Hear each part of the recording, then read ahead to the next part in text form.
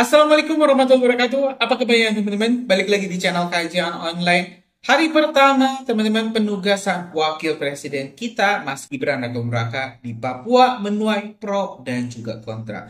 Banyak kalangan yang memuji keberanian Mas Gibran yang ditugaskan teman-teman, siap ditugaskan di daerah konflik. Karena kita tahu Papua masih teman-teman ini ada upaya-upaya pergolakan, pemberontakan. Kalau misalnya kita bisa sebut dari OPM yang memang cukup serius dan ini tentu harus diselesaikan permasalahan ini menjadi tugas berat, salah satu tugas utama untuk dipecahkan oleh Mas Gibran. Selain itu terkait pembangunan di Papua yang juga belum merata, tentu ini juga menjadi PR ya. Jadi PR besar bagi Mas Gibran kalau misalnya nanti sudah berkantor di Papua. Pro kontra pasti terjadi. Banyak kalangan tidak hanya elit-elit politik, tapi hingga ke akar rumput para netizen juga terbelah dua. Ada yang mendukung, ada yang malah menyindir. Terutama teman-teman ini kelompok-kelompok yang memang menginginkan Mas Gibran ini dimaksulkan atau dikudeta. Ini mereka walaupun Mas Gibran melakukan 1001 kebaikan untuk NKRI, untuk bangsa dan negara kita, tetap saja salah di mata mereka. Nah, hari ini teman-teman kita mau melihat bagaimana kinerja Mas Gibran di Papua, apakah lancar atau mungkin punya kendala hari pertama Mas Gibran berkantor, bagaimana kondisinya, biar nggak penasaran, teman-teman, mending kita langsung saja simak berbagai informasi-informasi yang sudah kajian online kumpulkan terkait penugasan Wakil Presiden kita Mas Gibran Rakaraka di Papua. Kita simak teman-teman video selengkapnya. Wakil Presiden Gibran Rakabuming Raka dikabarkan akan segera berkantor di Papua. Kehadiran Gibran ini merupakan penugasan langsung dari Presiden Prabowo yang memberi tanggung jawab kepada Gibran untuk mengakselerasi percepatan pembangunan hingga menangani persoalan HAM di Papua. Lantas, apakah kehadiran Wapres di Papua akan efektif untuk mengatasi persoalan yang selama ini terjadi di Papua? Kabar tersebut pertama kali disampaikan Menteri Koordinator Bidang Hukum, Hak Asasi Manusia atau HAM, Imigrasi dan Pemasyarakatan Yusril Iza Mahendra sewaktu menghadiri laporan tahunan Komisi Nasional HAM di Jakarta pada 7 Juli 2025. Terkait hal ini, Wakil Presiden Gibran Rakabuming Raka di Klaten, Jawa Tengah pada Rabu 9 Juli 2025 menyatakan siap ditugaskan di mana saja, termasuk Papua, bahkan berkantor di sana jika perlu. Tapi belum ada kepastian soal kapan tugas tersebut akan mulai dijalankannya. Misalnya Presnya belum keluar pun saya juga siap kapanpun. Karena apapun itu, ya kalau saya bisa berkantor di mana saja. Bisa di Jakarta, di Kebun Sirih, bisa di IKN kalau Desember nanti sudah jadi, bisa di Papua, bisa juga di Klaten, di Jawa Tengah. Jadi kita dimanapun kita jadikan kantor, karena bagi saya sekali lagi sebagai pembantu presiden harus sering ke daerah, harus sering berdialog dengan pelaku-pelaku usaha seperti tadi, menerima masukan, menerima kritikan, evaluasi, apapun itu. Jadi meski demikian, penugasan Wapres ke Papua ini bukanlah hal baru.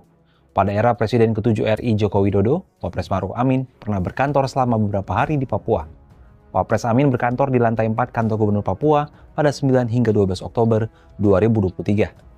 Wapres Amin memimpin Badan Pengarah Percepatan Pembangunan Otonomi Khusus Papua atau BP3OKP sejak 2022. Keberadaan lembaga itu menjadi tindak lanjut atas amanat Undang-Undang Otsus Papua. Meski bukan hal baru, namun jika benar-benar terwujud, penugasan Wapres Gibran ke Papua menjadi angin segar untuk menyelesaikan sejumlah persoalan di Papua. Pasalnya sejak awal dulu persoalan di Papua seakan tidak ada habisnya, terutama terkait kasus kekerasan yang terus terulang. Lantas, apa kira-kira langkah yang bisa diambil pemerintah jika benar-benar serius ingin menyelesaikan persoalan di Papua? Peneliti Politik Badan Riset dan Inovasi Nasional atau BRIN, Aisyah Putri Budiatri, dalam wawancara dengan Kompas, Kamis 10 Juli 2025 mengungkapkan, selama ini pemerintah cenderung melakukan pendekatan militer dalam menyelesaikan persoalan di Papua, meski hasilnya terbukti nihil. Untuk itu Aisyah menekankan pentingnya melakukan pendekatan lain, salah satunya dengan membangun dialog secara komprehensif dengan melibatkan seluruh tokoh, organisasi, maupun jaringan yang ada di Papua untuk menyelesaikan konflik. Kita mendorongnya pendekatan dialog. Karena dulu saya inget banget nih Mas Muridan gitu ya, ya ahli Papua gitu ya dari tim kami itu selalu bilang bahwa dialog jika gagal bisa diulang kembali. Dan dalam konteks itu tidak ada korban jiwa ya. Nah, tapi pendekatan militer kalau gagal ya pasti akan menimbulkan korban jiwa, darah, trauma dan lain-lain gitu yang akan berlangsung terus dan justru memperdalam konflik tadi gitu. Jadi menurut saya ini titik di mana justru ya tadi balik ke apa yang saya sampaikan di awal gitu. Harusnya ini menjadi momen di mana Prabowo menunjukkan nih, meskipun mungkin nanti koordinatornya yang ditunjuk adalah Wapres gitu ya. Tapi justru ini adalah momentum penting gitu, mumpung masih di awal pemerintahan juga, bahwa pemerintahan Prabowo berubah gitu. Mengambil pendekatan dialogis yang humanitarian gitu ya, basisnya gitu ya, untuk menyelesaikan konflik Papua gitu. Hasil penelitian Lembaga Ilmu Pengetahuan Indonesia tahun 2004 hingga 2008 yang dirangkum dalam buku berjudul Papua Roadmap mencatat 4 akar masalah di Papua, yakni gagalan pembangunan di Papua, marginalisasi dan diskriminasi terhadap orang asli Papua, kekerasan dan pelanggaran HAM, serta sejarah dan sosial politik di Papua. Meski demikian, hingga saat ini Aisyah menilai komitmen pemerintah baru sebatas dalam pembangunan fisik di Papua yang dilakukan lewat kehadiran Undang-Undang Nomor 21 Tahun 2001 tentang otonomi khusus bagi Provinsi Papua. Namun sejumlah persoalan lain, seperti kekerasan dan pelanggaran HAM, tak pernah terselesaikan. Pendekatan dialog yang komprehensif dan pelibatan seluruh elemen masyarakat Papua menjadi kunci untuk mengurai benang kusut persoalan ini dibandingkan dengan pendekatan militer yang terbukti hanya memperdalam luka. Akankah penugasan Wapres Gibran menjadi momentum perubahan atau hanya pengulangan sejarah tanpa solusi nyata bagi Papua? Kalau menurut sahabat Kompas, apa tanggapannya?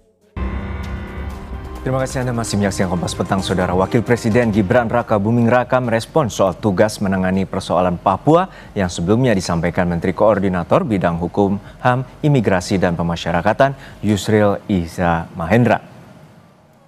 Wapres Gibran menyatakan sebagai pembantu Presiden harus siap ditempatkan dimanapun. Gibran menjelaskan jika penugasan Wapres untuk mengurusi percepatan pembangunan Papua bukanlah hal baru karena sudah pernah dilakukan di masa kepemimpinan Wapres Ma'ruf Amin.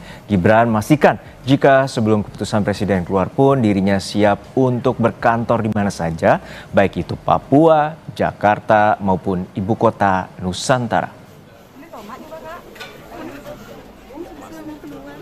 Misalnya kepresnya belum keluar pun saya juga siap kapanpun, karena apapun itu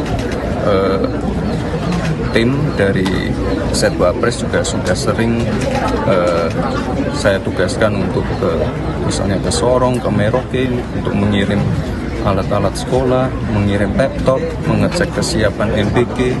Jadi nanti tinggal atur waktu aja ya. Dan sekali lagi saya sebagai pembantu Presiden siap ditugaskan kemanapun, kapanpun. Dan ini kan melanjutkan kerja keras dari Pak Wapres Ma'ruf Amin. Bisa berkantor di mana saja, bisa di Jakarta, di Kebun Sirih, bisa di IKN kalau Desember nanti sudah jadi, bisa di Papua, bisa juga di Klaten, di Jawa Tengah. Ini kita dimanapun kita jadikan kantor, karena bagi saya sekali lagi sebagai pembantu Presiden harus sering ke daerah, harus sering berdialog dengan pelaku-pelaku usaha seperti tadi. Menteri Dalam Negeri Tito Karnavian menyatakan Wapres Gibran tidak harus berkantor di Papua dalam kaitan dengan keberadaan Badan Pengarah Percepatan Khusus Otonomi Papua. Mendagri menjelaskan Wapres memiliki fungsi koordinasi.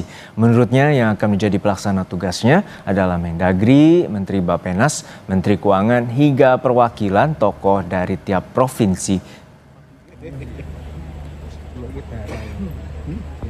Tahu saya dalam undang-undang itu tugasnya Wapres adalah mengkoordinasikan secara di tingkat kebijakan atas saja. Tapi untuk eksekusi sehari-harinya dilakukan oleh badan eksekutif ini. Kantor itu sudah disiapkan oleh Menteri Keuangan. Saya ingat betul di Jayapura, ya, di gedung KPKPN-nya itu ada berapa lantai itu, tower. Sudah disiapkan dari dulu. Tapi bukan untuk Wapres, bukan untuk badan pelaksana eksekutif ini, Badan Eksekutif Percepatan Pembangunan Papua namanya itu.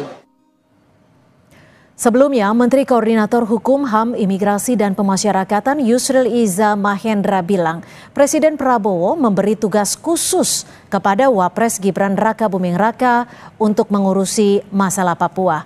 Yusril juga bilang Gibran bisa bekerja dari Papua untuk menangani masalah ini. Pemerintah dalam menangani Papua ini dalam beberapa hari terakhir ini sedang mendiskusikan untuk memberikan satu penugasan khusus dari Presiden kepada Wakil Presiden untuk percepatan pembangunan Papua. Ya itu ya saya kira ini pertama kali Presiden akan memberikan penugasan kepada Wakil Presiden untuk penanganan masalah Papua ini. Bahkan mungkin ada juga kantornya Wakil Presiden untuk bekerja dari Papua menangani masalah ini.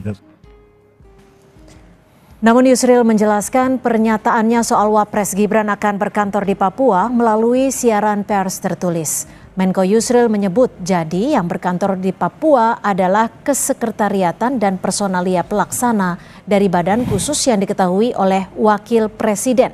Jadi bukan Wakil Presiden akan berkantor di Papua, apalagi akan pindah kantor di Papua.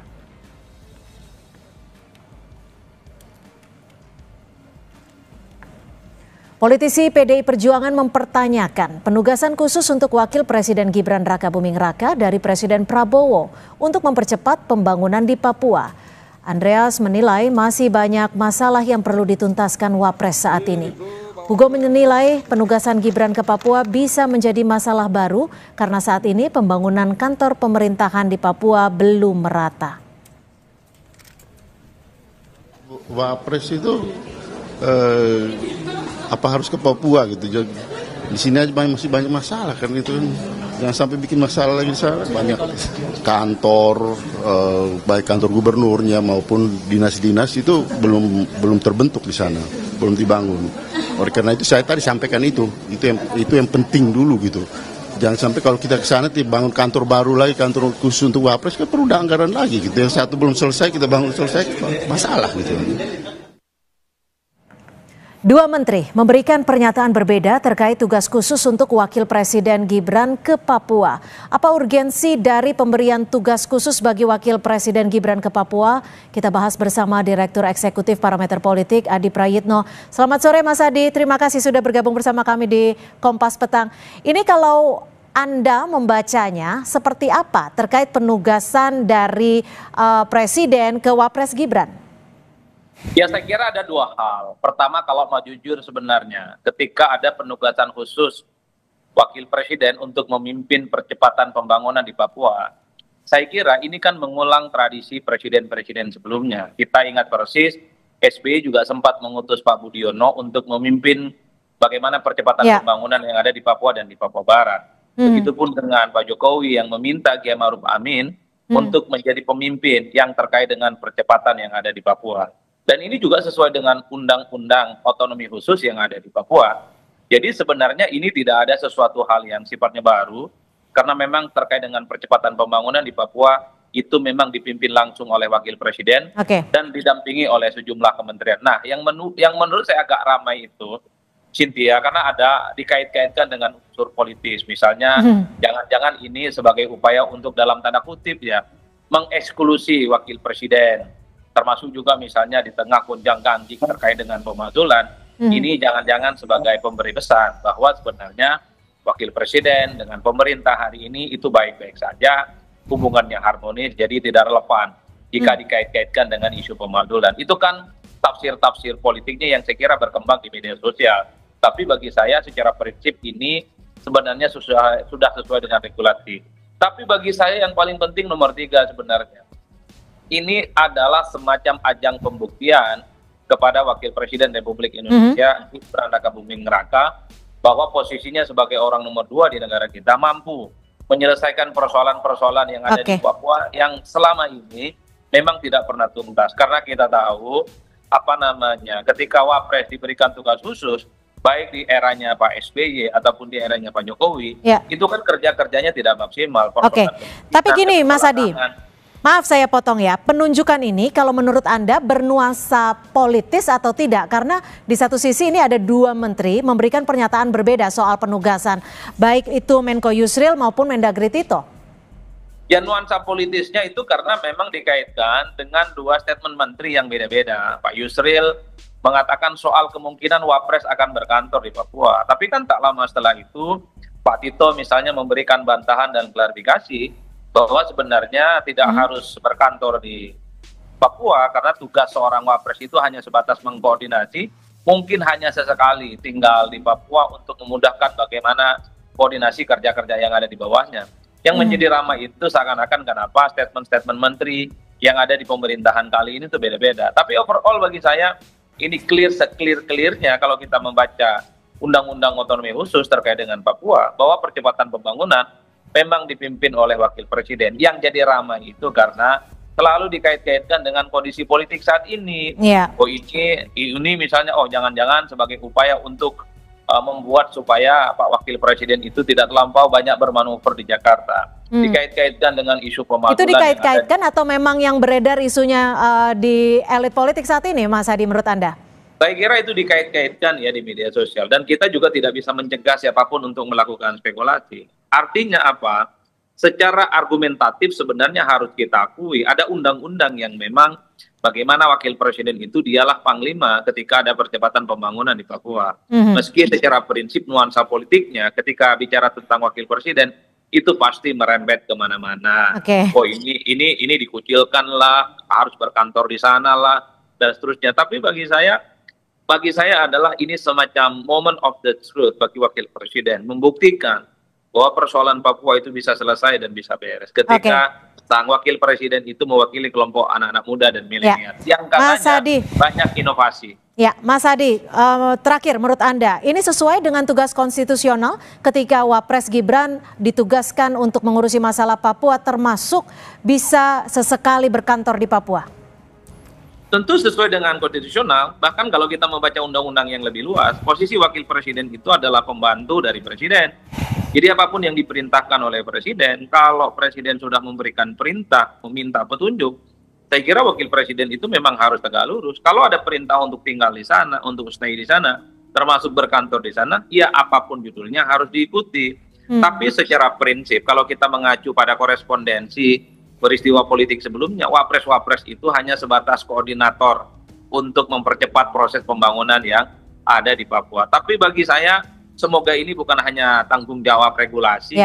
Bagi saya secara prinsip semoga persoalan-persoalan yang ada di Papua itu selesai. Kemiskinan, keterbelakangan, persoalan HAM dan persoalan yang lain yang saya kira memang membutuhkan treatment khusus dari wakil presiden. Saya kira cocok juga kalau berkantor. Termasuk sebagai ajang pembuktian dari Wapres Gibran. Seperti itu ya. Terima kasih Direktur Eksekutif Parameter Politik Mas Hadi Praitno sudah memberikan perspektif di Kompas Petang sore hari ini. Selamat sore Mas Hadi. Selamat sore, Cynthia.